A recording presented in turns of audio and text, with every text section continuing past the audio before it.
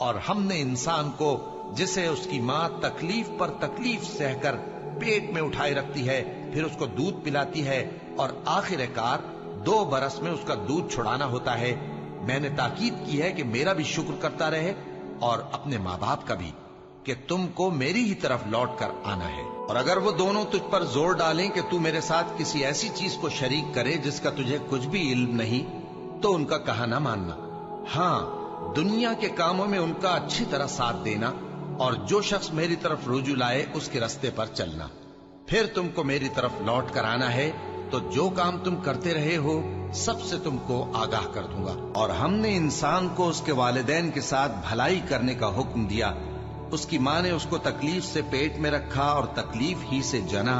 اور اس کا پیٹ میں رہنا اور دودھ چھڑانا 2.5 برس میں ہوتا ہے، یہاں تک کہ جب وہ پختہ عمر کو پہنچ جاتا ہے اور 40 برس کا ہو جاتا ہے تو کہتا ہے کہ اے میرے پروردگار، مجھے توفیق دے کہ تو نے جو احسان مجھ پر اور میرے ماں باپ پر کیے ہیں ان کا شکر گزار بنوں، اور یہ کہ نیک عمل کروں جن کو تو پسند کرے، اور میرے لیے میری اولاد کو نیک بنا دے۔ میں تیری طرف رجوع کرتا ہوں اور میں فرما برداروں میں ہوں۔ اور وہ اپنے ماں باپ کے ساتھ نیکی کرنے والے تھے اور سرکش اور نافرمان نہیں تھے۔ اور جس دن وہ پیدا ہوئے اور جس دن وفات پائیں گے اور جس دن زندہ کر کے اٹھائے جائیں گے ان پر سلام ہے۔ اور مجھے اپنی ماں کے ساتھ نیک سلوک کرنے والا بنایا ہے اور سرکش و بدبخت نہیں بنایا۔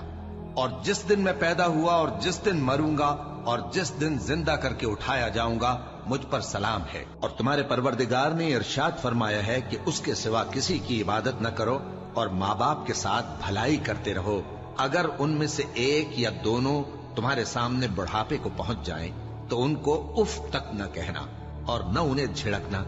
اور ان سے بات ادب کے ساتھ کرنا، اور عجز و نیاز سے ان کے آگے جھکے رہو اور ان کے حق میں دعا کرو کہ اے پروردگار،